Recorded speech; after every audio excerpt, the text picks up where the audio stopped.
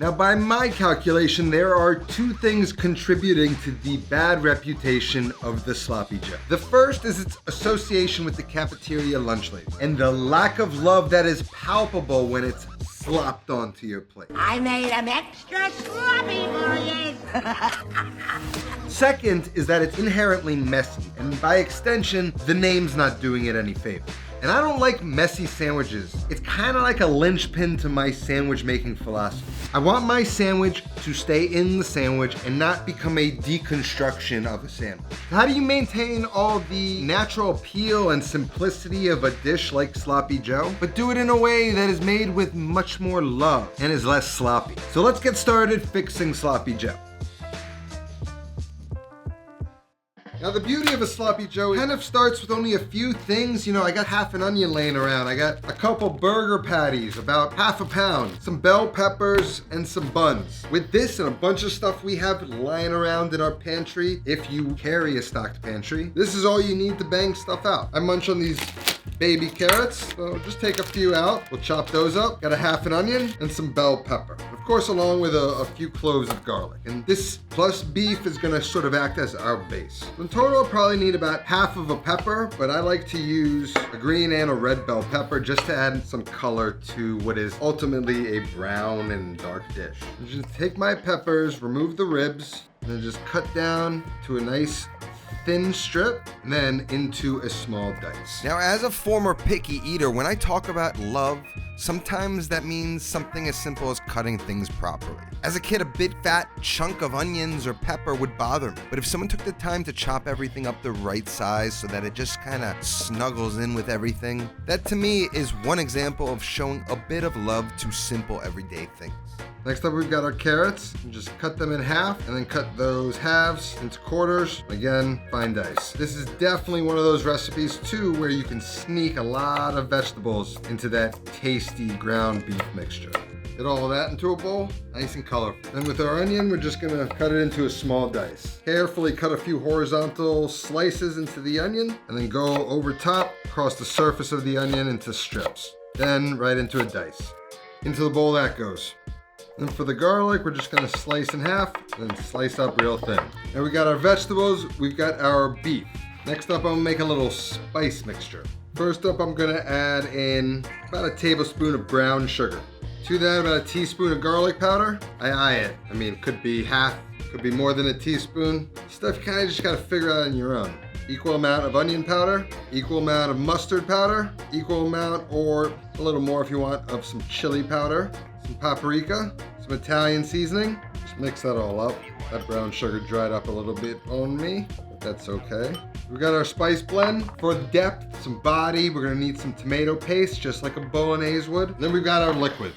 We got things like ketchup, mustard, beef stock, A1, soy sauce, hot sauce, Worcestershire sauce. Worcestershire? Now that sounds fancy. All of these are gonna be a mix of sweet, savory, salty, umami, acidity, spice, and that's all gonna blend real well and add a nice complex flavor on top. And then my trick to making this less sloppy is to utilize a cheese crust. Famous in the cheese skirt burger, where you allow that cheese to kind of fry up, get pliable, and then seize up into some sort of crispy, almost cradle for the meat that's gonna sit in that bun. So we're gonna give it a shot. Now, before we cook, we gotta select the pan. And to brown this meat properly, I'm using the carbon steel frying pan from our longtime sponsor, Maiden. Now, Maiden is not just my favorite cookware company because they sponsor me. They actually have the most impressive collection of pots, pans, and serveware that I've seen, all in the style, quality, and price that's attractive to me. Maiden's award-winning carbon steel frying pans are made in Sweden by the best craftsmen and women who've been producing carbon steel since the 1800s. A perfect hybrid of a cast iron pan and a stainless steel frying pan. It heats quickly, it's much lighter than a cast iron, so it's easy on the wrists if you're getting old like me, and is light enough to maneuver on the stovetop and gives you incredible heat control. Just like a cast iron, as you use it and season your carbon steel pan, it will develop a natural non-stick surface. And their carbon steel collection can go from stovetop to oven, and even to an open fire up to 1200 degrees Fahrenheit. And they got frying pans, griddles, and all sorts of carbon steel products for you to cook with. If you've never cooked with carbon steel, I have to recommend it. I've been using it for years now. and I love it. And if you want to get stocked up, I got a link for you down in the description that's gonna take care of your carbon steel needs. Now let's get this Sloppy Joe cooked.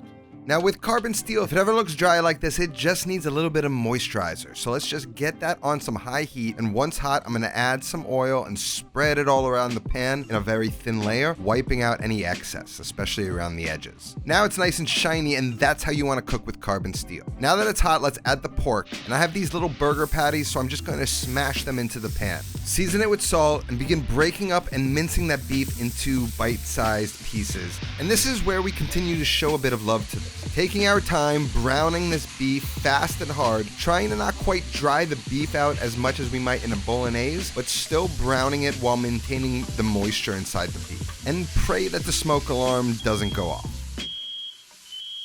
You didn't see that coming?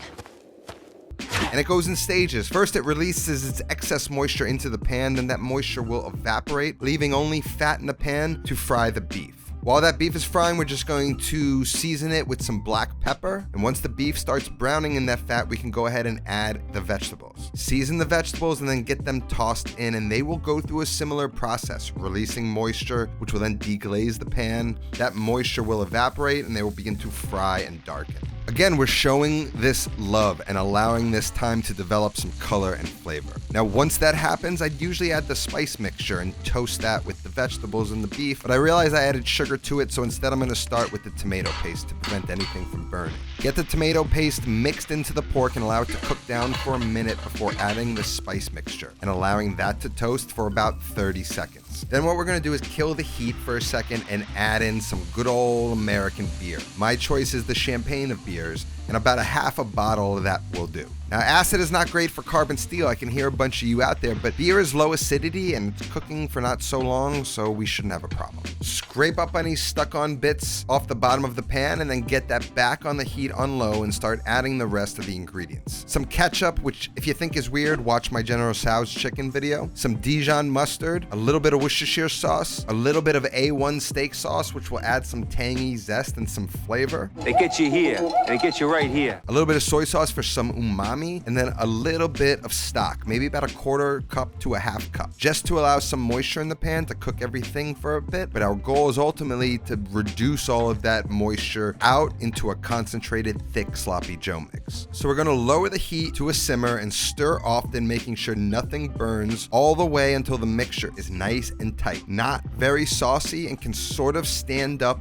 on its own without spreading back out too much. Now, if you want to use this one pan, you can get that mix out and clean out the pan and proceed with the recipe. Simply rinse the pan out with water. If it's really bad, you can use a sponge without an abrasive to clean up the stuck-on bits. Then fill the pan up with water, bring it up to a boil, and you're basically deglazing the pan again so that any burnt-on black bits can get lifted. Then you drain the water, get it back on the stove on the heat to dry out any of the moisture on the surface of the pan. Make sure no moisture is remaining before adding a touch of oil, wiping a thin layer on, and then wiping any excess off, heating the pan until it's smoking point, and then turn the heat off and allow it to cool, and you're ready to go. But I'm gonna finish this on my made-in carbon steel griddle, which I love and use all the time. Get it onto the heat and get the surface temp to around 375 degrees Fahrenheit. This is where we're going to be making our cheese skirt that's going to contain and clean up this sloppy Joe while adding some amazing cheese flavor. So I just cut up little squares of cheddar into smaller squares, and then I turned 4 of them into a big square that I just slapped on the griddle. Leave it alone and allow it to get melty and crisp up. Once you see that crispy edge start to develop, we're going to start to build the sloppy Joe right on it. First, some kind of pickle, either like a chopped kosher dill or my preference, a pickled jalapeno, or both. On top of that, we're going to add about half of the sloppy Joe mix we're intending on using. Then take 2 spatulas and slide them under 2 sides of the cheese and fold them up. And if the cheese is crisp enough, when you release the spatulas, that cheese should stand up on its own, almost forming a wall to hold in the sloppy Joe mix. Repeat with the next 2 sides, and once you've achieved some structural integrity, you can simply scoop it off the grill and place it onto a toasted potato roll. And my friends, I think we got a breakthrough here. A clean sloppy Joe? What kind of sorcery have I unleashed? Now this looks like it's gonna work, but there's only one more test to run this through, which is the spillage test. A sloppy Joe you take a bite of and nothing falls out. All right, just a little bit. That's signed, sealed, delivered, the cleanest sloppy Joe plate you've ever seen. If you wanna make this yourself, recipe's gonna be down in the description. That's all that I have today. I'll see you next time. Until then, take care of yourself. Go feed yourself.